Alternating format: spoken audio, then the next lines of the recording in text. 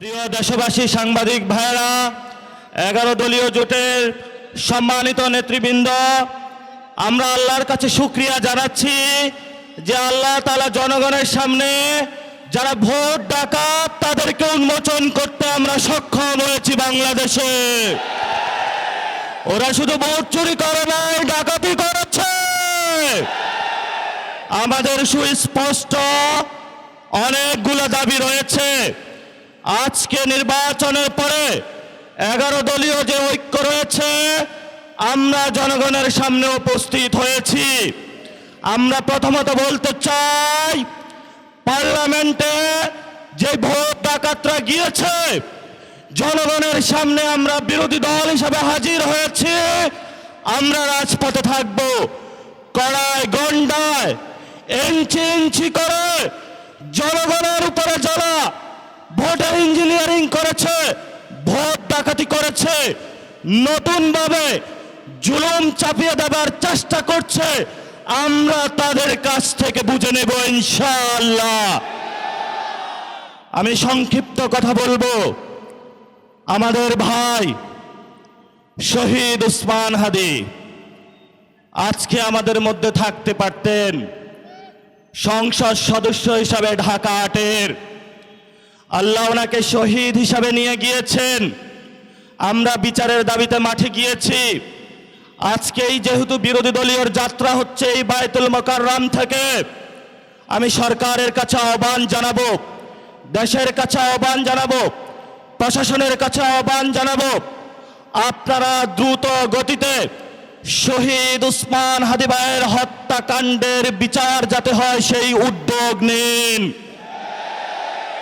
আমাদেরকে এতদিন বলা হয়েছে বিচার এবং নির্বাচন মুখোমুখি দাঁড় করাবেন না। আমরা মরিয়া প্রমাণ করিলাম যে আমরা নির্বাচন বিরোধী নই। এখন সময় এসেছে শহীদ উসমান হাদি ভাইয়ের হত্যাকাণ্ডের বিচার করতে হবে। তৎকালীন সময়ে সংস্কারের নিয়ে বলা হয়েছিল, সংস্কার এবং নির্বাচন বিরোধী করার চেষ্টা চালানো হয়েছিল, ত্যাগ দেওয়া হয়েছিল, ওরা নির্বাচন চায় না। আমরা তোমাদের চোখে আঙ্গুল দিয়ে দেখিয়েছি আমরাই বাংলাদেশে গণতন্ত্র চাই, তোমরা চাও ভোট ডাকাতি করতে। এখন সময় এসেছে, কোনো 9-6 চলবে না। সংস্কারে জনগণে যে হ্যাঁ ভোটে ম্যান্ডেট দিয়েছে, দ্রুত বাস্তবায়ন করতে হবে। সাথে সাথে বাংলাদেশে সন্ত্রাস, চাঁদাবাজি, দখলদারিত্ব বন্ধ করার উদ্যোগ নিতে হবে।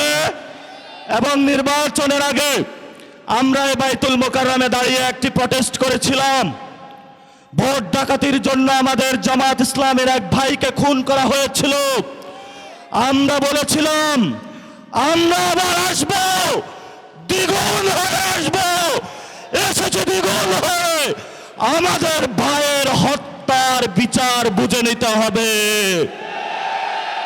রাজপথ সংগ্রাম জারি রাখতে হবে।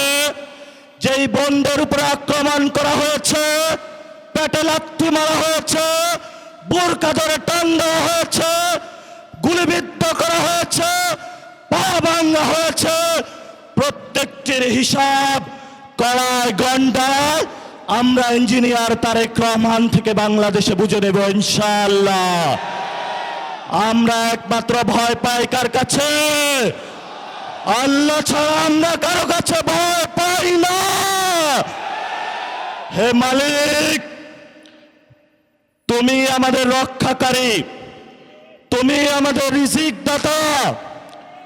যারা বাংলাদেশে জনগণ 17 বছর অপেক্ষা করেছিল, আমাদের অধিকার ছিনিয়ে নিয়েছে, ভোট ডাকাতির মাধ্যমে ভাইদেরকে হত্যা করেছে। আয়েশের মালিক তোমার মালিকের বিচারে আমরা বিচার রেখে গেলাম। তুমি তাদের দৃষ্টান্তমূলক শাস্তি বাংলার মাটিতে জনগণের সামনে করবে।